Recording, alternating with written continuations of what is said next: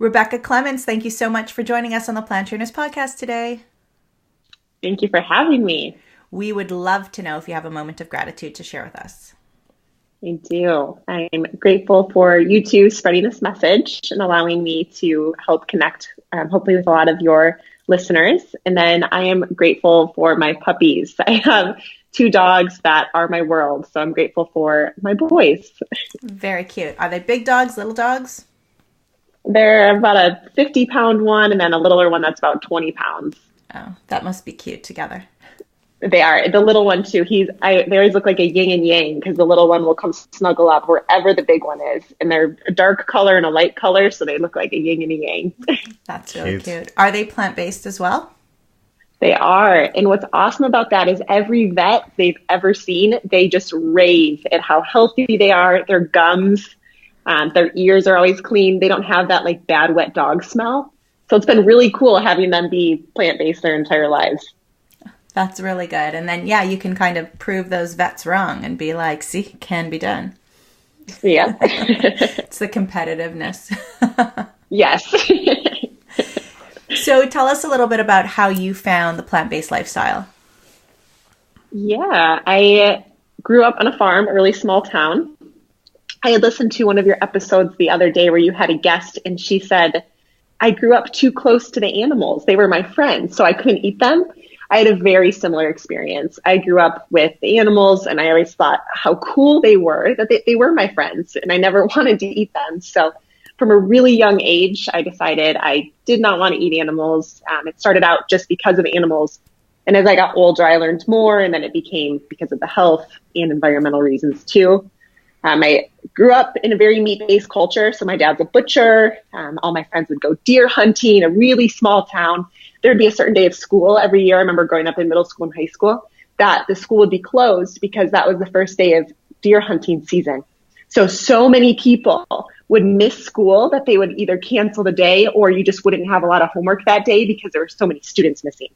So I grew up in a very, very meat-based culture. That's kind of incredible that school would actually just be canceled because nobody would show up. And it's really sad. Did you have the same kind of connection towards the dairy products and the eggs as well? Or was it just like flesh? I understood that at a younger age, but I wasn't able to connect with it as much. So it wasn't as big of a deal. So if I would eat something that had milk and egg in it, I would, because I didn't fully, totally connect with it, even though I didn't want to eat my neighbor's chicken's eggs that they would bring over. So I was starting to get it. But again, I started really young. So it was like, it took some time before I understood it. And then as I got older, I realized, oh, this is no different than the flesh part of it too. So that was a little bit more gradual process, but it happened sooner rather than later. We've been talking to a lot of people lately about this specific topic about not eating our friends, which are the animals. But as a young person, how does somebody make that connection between, like if they're not living on a farm like you were, or in a small town where you have a lot of communication or access to these types of animals, if you're just living with a dog or a cat, how do you relate that mindset or that connection and relationship with your pet versus your food? Mm-hmm. I think the biggest thing is having a really healthy sense of curiosity. So it's asking more questions. Once you do realize, oh, my dog can love me back, but people think, for instance, Thanksgiving is coming up. People buy turkeys. You don't think about, oh, a turkey could be a cuddly, loving thing. It's just a goofy looking bird with a thing right here. So it's almost that because it's, I don't want to use the term ugly, but it's not as cute as maybe your dog Fido, that it's easier to keep that connection. But if you approach it with curiosity of, well, how is my dog different than a turkey? And then you start to kind of work through it and you realize, oh, they're not that different. They can both respond to names and they can respond to cues. And there's some videos now. It's even easier, I think, than it was in the past because you can YouTube anything. For anyone listening, if you want to YouTube some cute turkey videos, turkeys who grow up with people will know to come and hug them. Oh. So it's approaching it with curiosity. And then now, same thing with the internet. There's so many resources available that at this point, I don't think there's the ignorance is bliss isn't really an excuse anymore. I remember telling Sage that, or I didn't actually go out and tell her, but I said something it sparked in our daughter, and she said, "You mean the chicken that people eat is like the same chickens that you see in pictures, like on a farm, like it's the same animal?" And I'm like, "Yeah, it's the same animal." And now she's messing up our whole Instagram algorithm because she's constantly watching pig videos on the Plant Trainer's Instagram. So like the whole algorithm's off. But she's seeing all of these pigs as pets at home. And I think, people say like, how will you know that your kids never go back to eating meat? And I'm like, I don't know, but I know that she will never go back to eating pigs because she's making that connection now, and they're just so cute. But as a young child in such a meat-centered culture, how did you communicate that this was what you wanted, and how did you get that respected? Because I think adults have problems with that today in our society, even if they're not living in a small hunting society. Mm-hmm. It was rough. My dad, being a butcher, he cuts meat for a living, and my mother, who, bless her heart, didn't understand how to cook with lentils and legumes and beans and anything different than what she had been.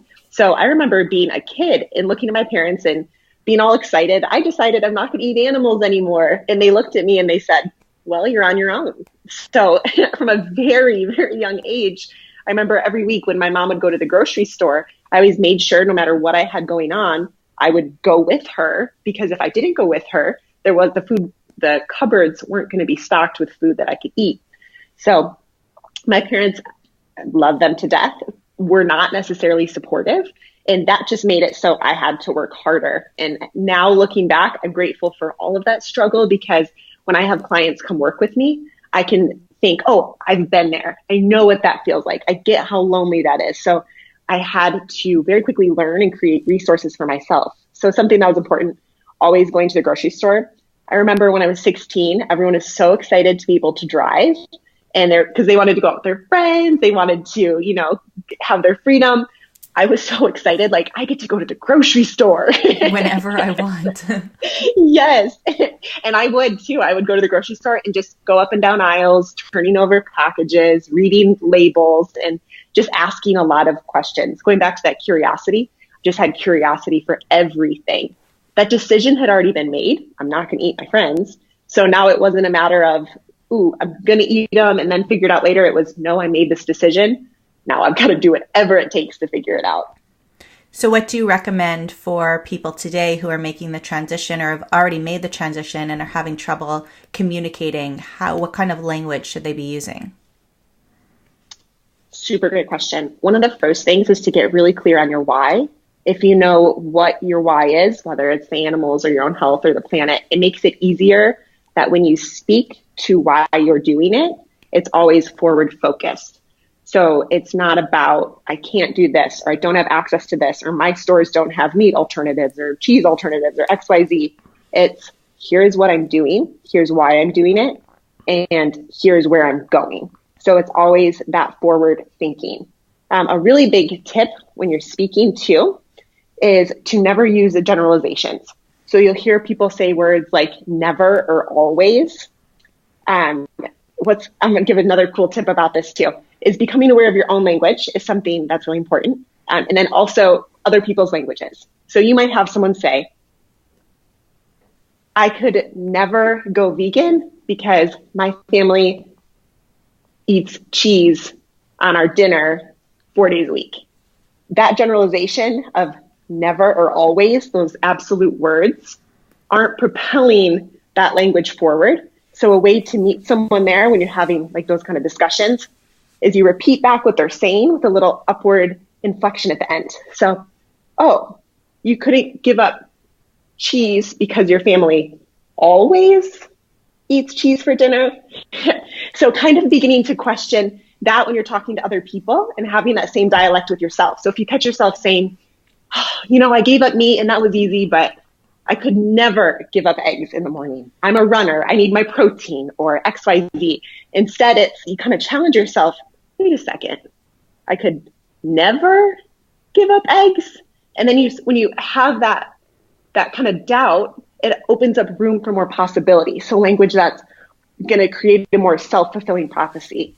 Oh, maybe I could try a tofu scramble in the morning. Ooh, maybe I could try something other than those eggs.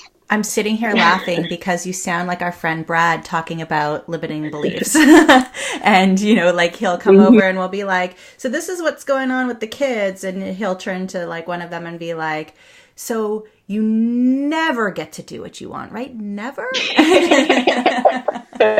So we totally get it. Yeah, I mean, so we're talking, it sounds like we're getting into the NLP, which we talked to Brad on the podcast in episode 101. And for anyone that missed it, it's a long time ago. We'll put a link in our show notes so people could go back and listen to that.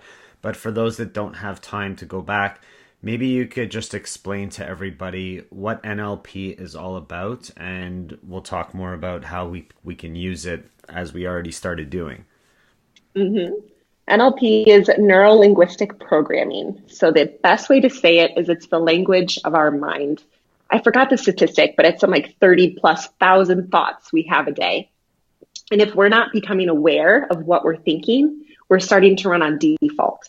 So NLP is saying no more default, and it's giving real tools to go inside of your own mind and make sure that what you're thinking is something that's intentional, something you want to be thinking on purpose, and that it's moving you closer to your goals forward. So you just mentioned limiting beliefs. NLP is something that provides tools where you can go into your brain, figure out any limiting beliefs or thoughts you're having that aren't serving your higher purpose. And it helps teach you how to clear them out, how to reframe them. That's another big NLP term, is the word reframe.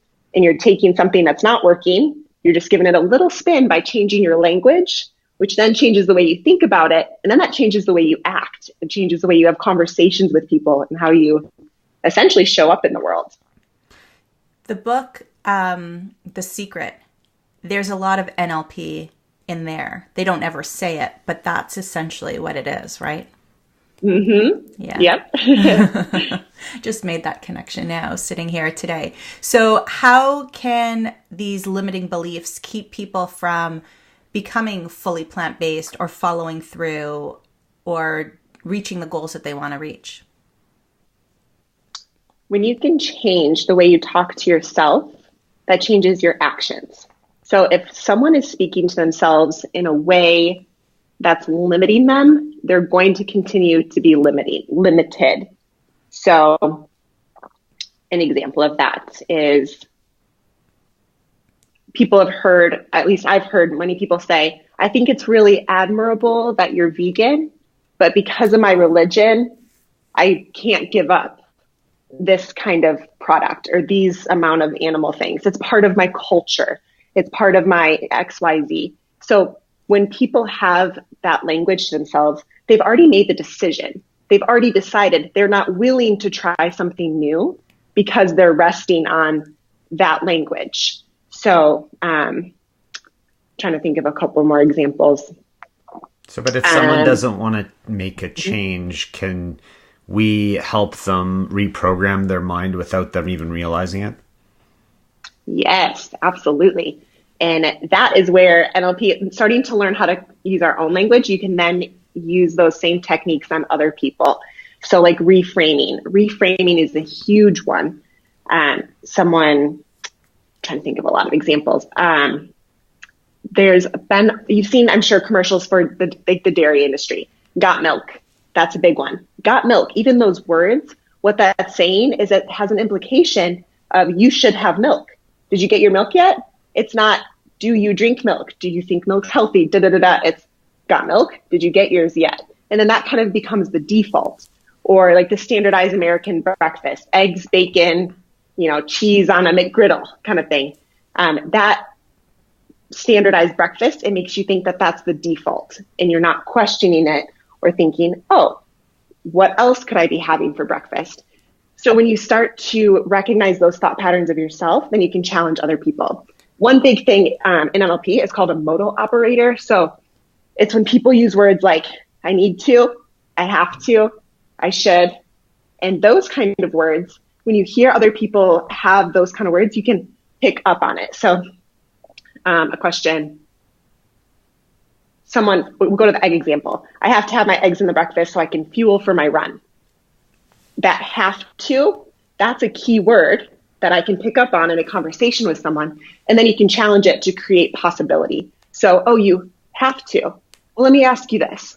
What would it look like if you tried something else for breakfast? And what you did with that simple question, that simple reframe, is you took someone out of I have to, where it's a default and that they really do feel obligated to have that breakfast of eggs, to, what else could that look like?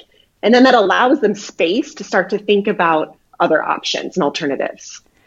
Is it going to be damaging to somebody to say all the time, I shouldn't eat cheese, I shouldn't eat cheese, I shouldn't eat cheese? Because going back to that got milk, the whole rest of the sentence doesn't really matter, just the got milk. They've got that milk in their head, and the milk is what's kind of like talking to the subconscious, being like, yeah, milk, milk, milk. So if we say, I shouldn't eat cheese, I shouldn't eat cheese, I shouldn't eat cheese, all they're hearing is really cheese, and then they just eat cheese. So does that fit in there too? Yes, that's exactly it. Mm-hmm. Yeah. I mean, people live, we tend to live in these emotions and these thoughts that we've already made. And even going back to that, what you said, I can't do it because of my religion.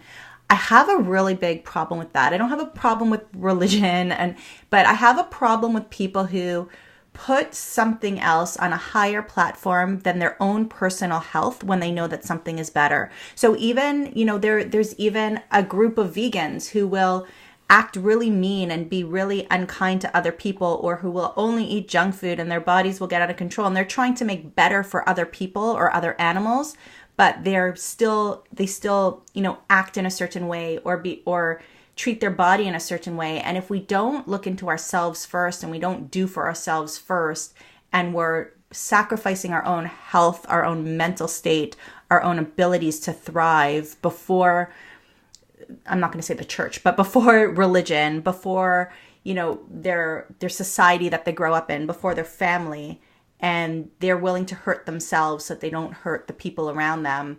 I have a really big problem with that. So how do people realize that they can undo those thoughts and move forward? That is a great question. And I can honestly say, of all of the clients I've worked with to help them transition to a plant-based diet and lifestyle over the past 5 years, it's never been the food that's the hardest part, because it tastes good and it's easy to put in new foods. There's a million recipes. It is always the social support. Hands down, it is, I want to make this change, but my husband would never do this. I want to make this change, but I've got 3 kids at home and they eat lunch at school, and I would never be able to control what they eat when they're out with their friends. So gaining confidence in your own why and the reason you're doing it, and controlling the own thoughts you're having, allows you to connect with those people more. So it's upgrading the things like, I can't do this because my husband would never support me. It's, I'm doing this and I'm going to have a really good dinner. And if my husband wants to try a bite, maybe I'll let him. If you don't let him, that's when he's going to want to do it. That whole reverse psychology. But the social piece is huge, and I think a lot of people struggle with that because they're always concerned about what other people are going to think, and more of us need to learn to turn off that judgment piece. So how can we change that mindset of, well, I don't know how they're going to react to it, to I don't care how they react to it because I know what I'm doing is right? Is that something we can do, and how would we go about doing that? I think it's a lot of tools to develop our own confidence, because if someone's confident, they can show up in any situation and know that they're going to handle it. So things like people listening to this podcast and getting tools from your wide variety of guests. Something that I work on with my clients is teaching them confidence in different situations. So if you go out to a coffee shop and you just started plant-based, and you'd normally get, your half and half coffee or full fat cream milk or whatever you would get, teaching people tools on how to order coffee so they can order it without milk. Another big one is confidence in social situations like work.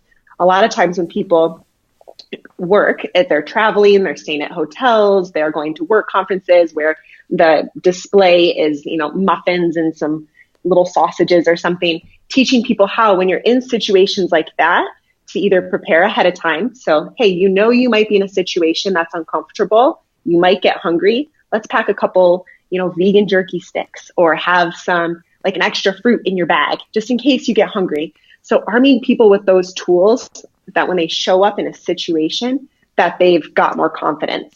Another example, maybe you're at a work event and someone across from you has a big plate of, like, a burger and a bunch of unhealthy non-vegan food.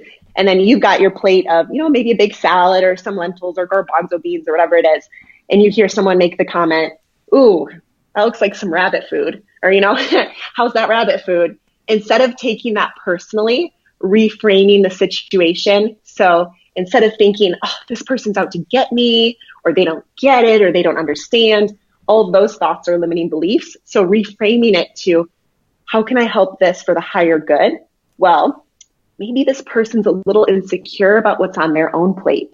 Maybe they kind of wonder what this, artichoke heart is that I'm eating, because maybe they've never had one before. So it's being able to reframe and seeing it from the other person's point of view and helping kind of meet them where they're at. So instead of getting angry that they called your plate rabbit food, saying, "Oh, it's interesting that you're interested in my food. Could I offer you a bite?" Or, "Have you ever tried artichoke before?" Putting that spotlight back on them and coming from a place of curiosity allows for there to be discussion. And you might walk away from that feeling a lot better. And that other person knows that, they might have been trying to get you or trigger you or project their own insecurities on you because of what they're eating when they first made that comment. But then they realized that you didn't snap back like a sassy vegan. And instead you humanize them and you humanize the situation, and you met on common ground of, "Would you like to try a bite? Oh, it's interesting you're interested in this. Like, can I answer some questions?" So opening up that conversation, it not only is going to help give you confidence the next time you're in an uncomfortable situation, but you're also opening up space to help someone else maybe make that transition a little bit sooner. It sounds like somebody might be really uncomfortable at the beginning figuring out, how do I humanize? So maybe if somebody just repeats over and over again and practices a sentence, "It sounds like you're interested in what I'm eating. What questions do you have for me?" Because that could be something general that you could use all the time, and you could literally practice it all day long. So when you're in the situation and you want to say, "Just leave me alone," or "What's your problem?" Or some people want to say, if somebody says, "Well, look at you eating that rabbit food," like, you want to turn around and say, like, "Look at you eating that heart attack food." But we never quite say it. And that's a whole other story. Why is it that other people feel that they can make fun of or criticize what we're eating, but we don't snap back? Most of us don't snap back in a way of saying, "Well, do you realize what's on your plate?" in a really nasty way. And I think that's because a lot of us come from a place of compassion. Quite often, I think it's their lack of security. Their insecurities are coming through, and they know that they're doing something that's harming themselves, but they don't want to admit to it, so they want to push it on to other people. Deflect. Exactly. Yeah. And us being compassionate, or have become a lot more compassionate over the years, we've come to become more aware of not only ourselves, but those around us and what they're doing. So it's made a big difference. And if you have that confidence in what you are going to say, I mean, not that we should assume that people are going to say things all the time, because then you're kind of just like walking around, I don't want to say eggshells, you're walking around on broken glass all the time. But if you practice like that sentence over and over again, that feels right to you, you can then very easily humanize, or maybe very easily come out with something more appropriate because you've practiced it over and over. Mm-hmm. Does the subconscious adhere to that practice? Oh, yeah. Yeah. And our subconscious loves generalizations because they're safe and it makes it easy to navigate through life. So an example, someone might say, "Why don't you just eat a burger already?" I know I've heard that one before. I've had clients who've heard that one. That generalization of a burger is just food, just eat that. That might be someone doesn't have more nutrition knowledge. So that's their generalization, is a burger is protein. It's got some fat in there. It's going to be healthy. That'll be all the calories you need. That overgeneralization is not like healthy. That's not going to help propel us forward. So by being confident in challenging those generalizations in a safe way is really helpful. So an example, like you said, practicing that sentence, oh, that's interesting. You think that a burger is everything you need for nutrition. Have you ever tried a plant-based burger? Or did you know that there are plant-based burgers that are bean-based, garbanzo bean-based, flaxseed, walnut, And providing that information and challenging that generalization will help make that a lot simpler. And what other kind of challenges do you find that your clients go through? What other kind of challenges do you find your clients go through that the NLP really helps with? Everything.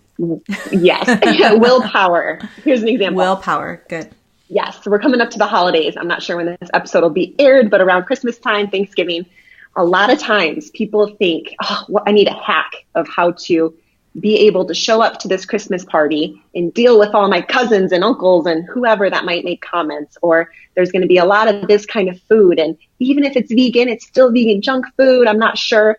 Here's where NLP can come into play. If you tell yourself the kind of person you are ahead of time and you make your decisions ahead of time, it eliminates all of that need for willpower. So here's an example. Your family sitting down for dinner, they're passing around the big bread basket and there's rolls and all sorts of things. Even if it's totally plant-based, you know that's not on your diet. It's not the healthiest thing. It's not what you're interested in eating. If you think before you go to this event, oh, there's going to be a bread basket, and it's going to be really hard to have the willpower to pass it by, that's going to be hard. And you're going to get in that situation and you're most likely going to take some bread or whatever the is metaphorical in that basket for you. It's easier to indulge. But if you tell yourself ahead of time, I am the kind of person that says, no, thank you, and passes the bread basket, it's going to be way easier when you get in that situation because you've already practiced. You're not the kind of person that indulges in the candy. Like, for instance, Halloween candy. A lot of times people save that from when their kids went trick-or-treating for the next couple of months. Instead of having every single day to wrestle in your mind, oh, I know the candy's on that top shelf. Should I have one piece tonight? If you tell yourself, I'm not the kind of person that eats candy, that decision's already made. Now you don't have to waste any more precious energy constantly thinking about the candy that's on that top shelf, and you can spend your energy elsewhere. So making that decision ahead of time and telling yourself the kind of person you are, even if you're not that person yet. Maybe you do still indulge in candy. Maybe you do still have some non-plant-based foods in the house that you're not proud of. But if you tell yourself, I'm not the kind of person who buys dairy milk anymore, the next time you go to the store, you're probably not going to buy the dairy milk. So trying on those thoughts and that kind of personhood ahead of time can be really beneficial. It really changes the language, and like we said before, it changes the focus. Again, I know, for myself and for so many people, the difference between vegan and not vegan food is 100% like non-negotiable, right? Like in our house, we don't eat animals, period. But, sometimes, Halloween comes or birthday comes or whatever, and then people say, okay, well, it's not plant-based, or it is plant-based, but it doesn't really agree with my values to eat so much of it. But then it's like day after day after day. And before you know it, because they haven't made that definite difference. Now, just because you're the type of person who puts good things in your body doesn't mean that you can't have a piece of cake on your birthday or, enjoy a piece of Halloween candy with your kids, but to then not snowball, that's where the tricks come in. For some people, it gets a little trickier. Mm-hmm. So it becomes very difficult to listen to yourself while you're talking to yourself. And I think that talking to yourself is super important, being able to fill your head with positive, encouraging sentences or mantras. And every day I get up and I tell myself I'm strong, I'm determined, I could do anything I choose to do. And when I'm talking to groups on stage, I add in the sentence, and so can you. And so my question to you is, when we have conversations with ourselves, when we have a daily mantra, or what would be a good mantra for someone to have, a small short sentence maybe that they could pop into their head on a regular basis to keep them going in the direction they need to go to get to the place that they want to be?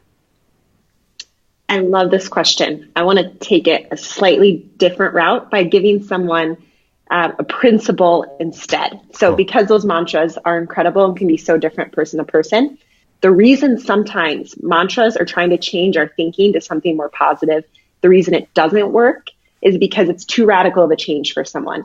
So an example, maybe a listener here is trying to lose weight and they know plant-based is a really good way to reduce their inflammation and shed some of that fat weight. So they're going plant-based solely for their body. Their mantra, their perfect mantra might be, I have a healthy body.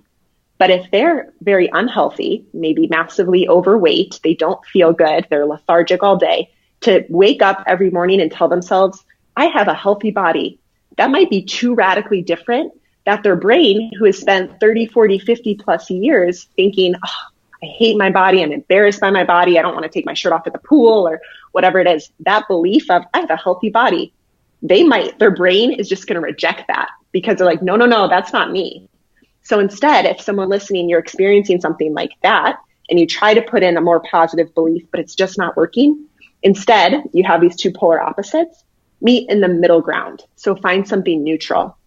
So instead of waking up and thinking, I've got a really healthy body that I'm proud of, if you've been thinking for 30 years, I hate my body, here's a good middle ground. You wake up and think, I have a body. That's neutral. Your brain is not going to argue that because it is that middle ground. It is, okay, I do have a body. That's great. And you spend maybe a couple weeks every single morning thinking, I have a body. And what you're doing is you're slowly changing your brain's chemistry. You're rewiring it to think from, I have a body that I'm ashamed of, or I don't like my body, to, wow, I've got a body. And then you might think one morning, I've got a body that's changing. And that might be your mantra for a couple weeks. My body is changing. My body is changing. And then finally, when you feel more confident with that and that resonates and feels right, then you might be able to get to the spot of the mantra of, I have a healthy, glowing, beautiful, plant-based body. So that was a really great question with the mantras. That's phenomenal. A little NLP trick I want to give you is that if someone listening, that's way too radical, find something more neutral in the middle and work your way back up. That's a really great tip. What other tips do you have for people who are thinking, okay, I'm kind of in a rut, I'm stuck, maybe this NLP thing can help me? What can they do at home to help them on their journey? The number one tip I would give is to reframe. So anything that's not working, take a minute and write it down. So I've been trying to teach my kids how to make good choices at school, but they're still always choosing to get pizza with their friends.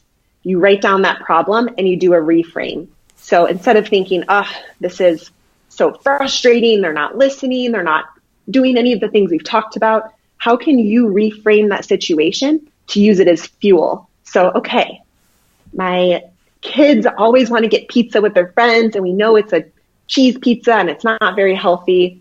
How can I use this to propel us forward? And then you could brainstorm some ideas. Hey, why don't we invite all the kids over after school instead of them going to the pizza parlor, invite them over and we'll all make pizzas together. So any situation that's not going right, taking a moment to write that down, bring it to the front of your brain so you can see it, and then deciding how you can use that to propel you forward rather than letting that be a limiter. I like that. And that's something that you could really do in any area of your life, whatever you feel is not going your way. It's not just for food. So I really like that. What are some of your favorite easy plant-based foods to prepare or to eat so that some people listening can have some inspiration and ideas for new things to eat? Well, everything's easy to make. It's all in the mind. You just got to think of it that way. Oh, already applying it. I like it. So I'm an athlete. I train twice a day, almost 6 days a week. So I have to eat a lot of food. And my meals are really simple because of that. So my most often go-to meal is some sort of like a plant-dense, like protein patty, whether that's made from like lentils or beans or pea, hemp, whatever. I usually have a plant-based patty for maybe 2 meals a day with a ton of different veggies and then something a little fun on top. So an example and a tip that I love to give people is that instead of dressings, it's really easy to find like dressings that have a lot of sugar, or, there's always milk and egg added in things that it does not need to be in. Instead of like a thick, heavy dressing, I love to put sauerkraut on top of my meals. It's a good probiotic, prebiotic, so it's good for your gut. It's a fermented food. And then nowadays, any store you go to, you can usually find like 4 or 5 different kinds of sauerkrauts that are really clean, and it gives the dish a whole new flavor. So I love that. Just simple veggies, a patty, and then something fun like that on top. I love this is kind of a small little thing, but with all my meals lately, I've been chopping up celery really finely and putting it on everything because it gives it a crunch and it absorbs a lot of the flavor of whatever else you're eating. That's a good one. And then I'm sure most people who are listening to this are familiar with nutritional yeast, but if you are not, I love to sprinkle nutritional yeast on things because it adds B12, iron, and it tastes really good too. So as an athlete, what kind of workouts are you into right now? 2-a-days, what are you doing? Yeah. So I was competitive in CrossFit, Olympic weightlifting, did a figure show, qualified for nationals there, had double hip surgery. And funny enough, the doctors, the surgeons, when I went back for my evaluation, they told me, "You're the fastest healer we've ever seen. What did you do?" And I said, I ate my veggies. So my workouts are a little bit of everything. Now coming off of surgery, I'm cleared to do almost everything I was before. I feel way stronger, no pain or anything. So I'm getting back into all of that. So primarily bodybuilding is usually 1 session a day of lifting. Otherwise, my other session is usually more functional movement and a little bit more mixed modalities. Think functional fitness. I don't usually use the term like HIIT, high intensity stuff. Right now, I'm not doing anything super intense, but it will be like 4 rounds of, 10 air squats, 5 pull-ups, that kind of stuff where you're moving a little bit more. So you have more of a metabolic effect. And then I do have some sessions that are more like blood flow recovery focused, which will be like a longer aerobic piece, a row, a bike, sometimes even the stair stepper, going hiking. I live in Arizona. There's beautiful areas around here to hike. So a little bit of everything. And then one more thing, I've recently gotten into aerial yoga. I am absolutely obsessed. It is a combination of strength and flexibility and grace. So I've really been loving that too. So I train a little bit of everything. So I'll ask Adam's favorite question to be asked. What are you training for right now specifically? Yeah, I don't want to jinx anything, but I had a couple interviews with the casting directors from NBC's show, The Titan Games. So right now, I should hear back next month, but hopefully if I get that call, I'll be going on that show. So it's being prepared for any strength test. They have stuff they've had, like you have to push a sled until you push someone over the ledge, to like hammering big cement balls until you can climb up the rope. So right now I'm preparing to be prepared for anything and everything. Perfect. Training for life. Yeah, Adam's answer is I'm just training for life. Yeah. I see the shirt. Yeah. That's right. Gotta be ready, Of course, right? he's wearing the shirt. I think he has 5 of them. Well, that was amazing. You've offered so much great information for our listeners. So whether it be, inspiration on what to eat next or what to train for next, but really just how to think about your thoughts and change your language and interact with yourself before you interact with others. There's so much good stuff in here. So we want to thank you so much for your expertise. We do hope that people go ahead and check you out. Where would you like them to do that? rconlinecoaching.com. Everything you need is on there. Cool. We'll link to that in the show notes at planttrainers.com. Best of luck to you. Hope you get on that show. And we can't wait to hear all about it and stay connected with you. Thanks so much. Thank you. Yes, thank you.